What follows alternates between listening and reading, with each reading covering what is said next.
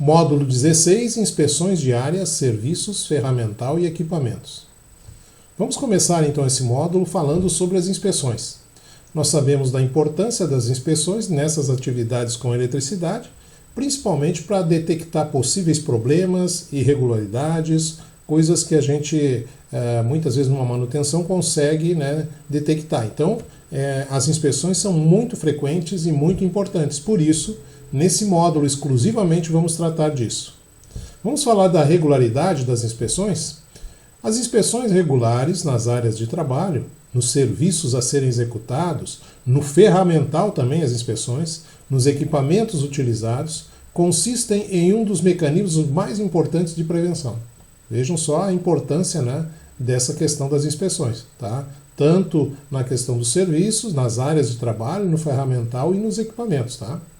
O maior objetivo é a vigilância e controle das condições de segurança no meio ambiente laboral, ou seja, ali onde são executadas as atividades, visando a identificação de situações perigosas e que ofereçam riscos à integridade física dos integrantes da equipe, e também de terceiros, certo?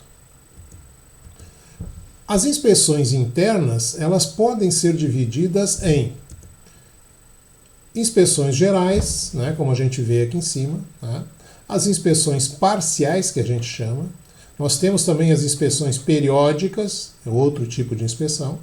As inspeções também que ocorrem por denúncia, a gente vai ver também isso. As inspeções que a gente considera cíclicas, As inspeções rotineiras também é um outro tipo de inspeção que é realizada nessas atividades. E, por fim, as inspeções oficiais, ou podemos chamar também de especiais também, Então, esses são os tipos de inspeções realizadas, nessas atividades com eletricidade. Vamos dar uma olhadinha em cada uma delas? Vamos falar primeiramente das inspeções gerais, certo? Essas inspeções são realizadas anualmente com o apoio dos supervisores das áreas envolvidas, atingindo a empresa como um todo. Então, essa é uma característica dessas inspeções gerais, Atinge a empresa como um todo, de maneira global. Algumas empresas já mantêm essa inspeção sob o título de auditoria, uma vez que é sistemática, documentada e objetiva. Então, grande parte das empresas possui essas inspeções do tipo auditoria, que muitas vezes tem um checklist que é aplicado no ambiente de trabalho, no ferramental, nas condições do ambiente de forma geral. Então, essas são consideradas inspeções gerais que a gente chama, certo?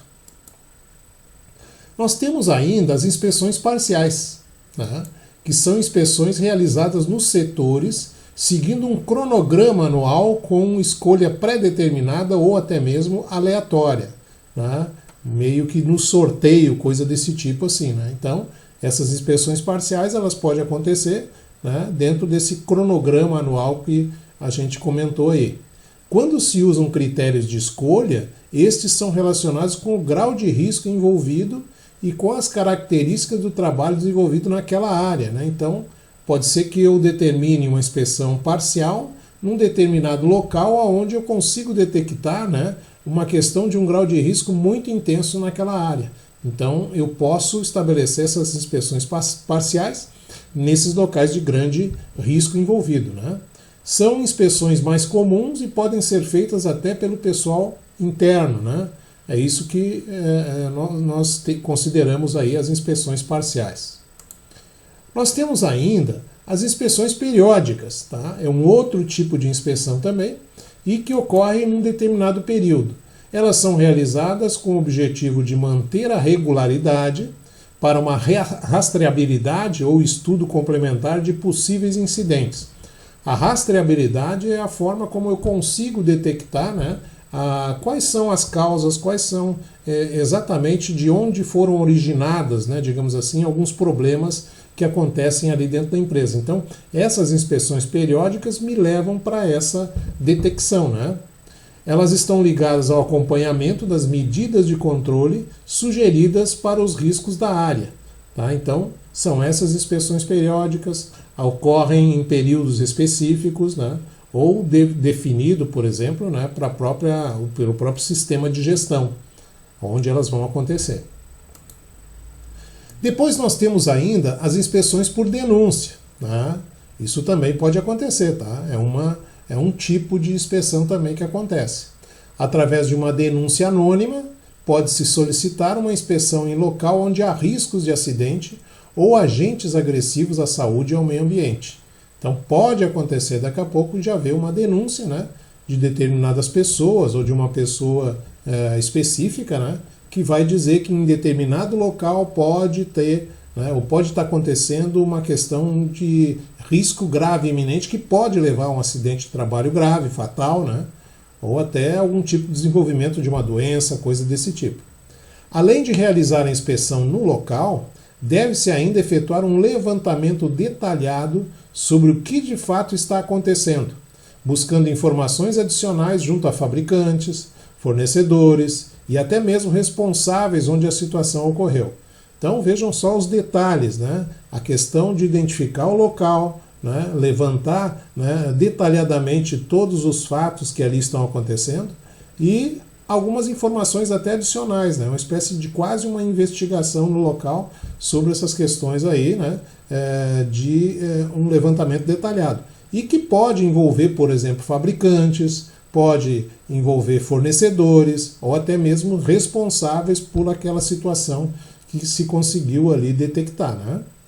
Então, diz aqui, né, que nós devemos implementar uma medida de controle e acompanhar essa efetiva implantação, né, dessas questões que estão denunciadas ali nessa inspeção que foi, digamos assim, emitida e foi solicitada por denúncia, tá certo? Depois nós temos as inspeções cíclicas que a gente diz, né? Essas inspeções cíclicas são aquelas realizadas com intervalos de tempo pré-definidos, ou seja, antecipadamente se planeja, se programa isso, né? Uma vez que existe um parâmetro que direciona esses intervalos, né? Então as inspeções cíclicas, elas podem ter um intervalo entre elas, né, por um determinado parâmetro que é definido por quem está solicitando as inspeções. Né? Então não, vamos aguardar um determinado período e faz de novo. Então essas cíclicas, elas obedecem uma certa regularidade com um intervalo regular definido por um determinado parâmetro nesse intervalo.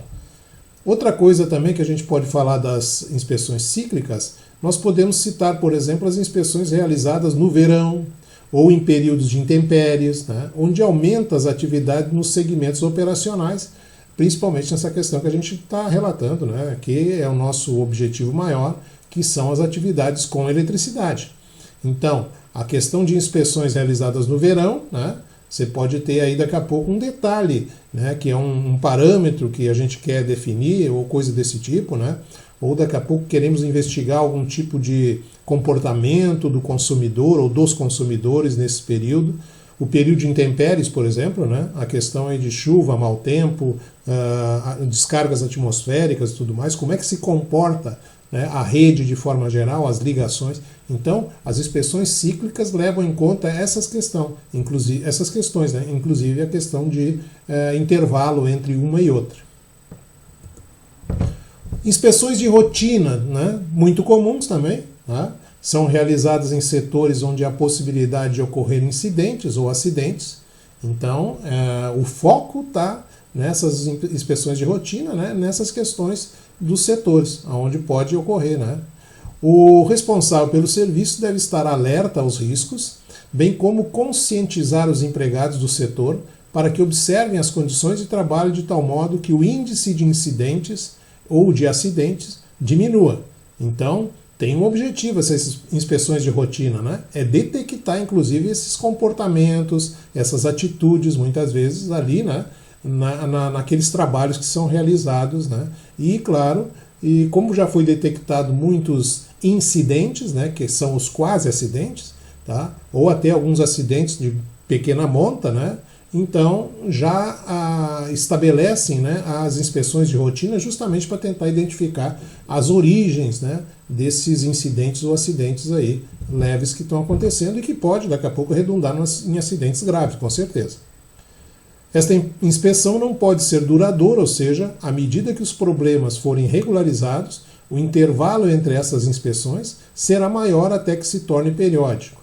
Né? Então, é isso. Né? Se eu conseguir solucionar aquelas causas, né, daqueles incidentes e tudo mais, com essas inspeções de rotina que eu fiz, eu posso estender mais, digamos assim, a periodicidade dessas inspeções, tá? Levando em conta que melhorou muito, ou não, né, dependendo do caso, a situação que ali estava deflagrada, né? Cuidados pré-inspeções, né? Quais são os cuidados que se deve ter em relação a antes das inspeções, né? Tem algumas coisas que a gente pode considerar, né? Antes do início da inspeção, deve-se preparar um checklist por setor com as principais condições de risco existentes em cada local. Então, esse checklist preparado, ele te facilita não esquecer nada. Porque quando você tem uma lista lá elaborada com esse sim ou não lá, né, desse checklist, facilita muito que você deixe de esquecer, por exemplo, alguma coisa que é fundamental daqui a pouco naquela inspeção que vai ser feita, né?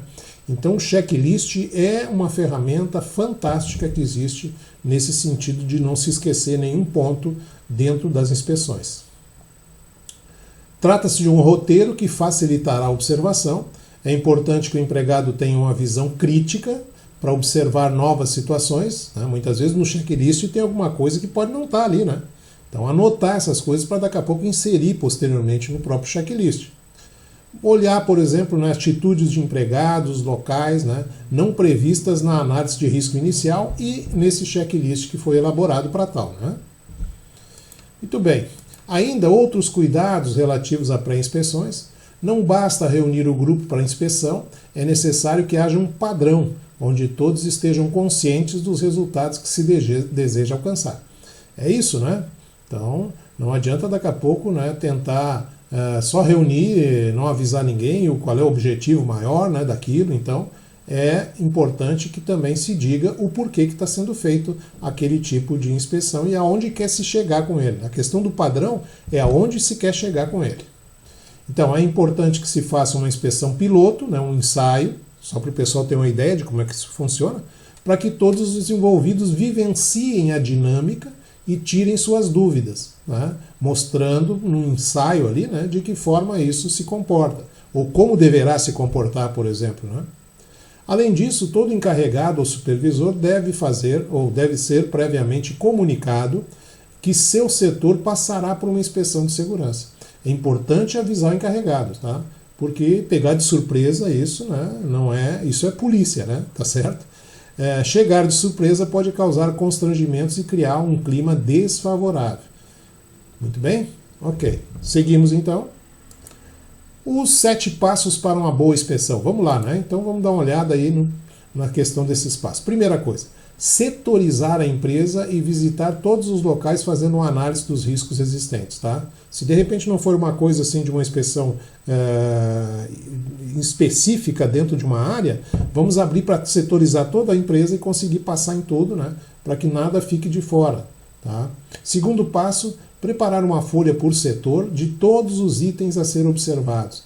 Analisei aqui e falei, né, a questão da importância do checklist. Daqui a pouco fazer um checklist por setor, tentando identificar todos os aspectos que eu quero analisar em cada setor para não esquecer nada.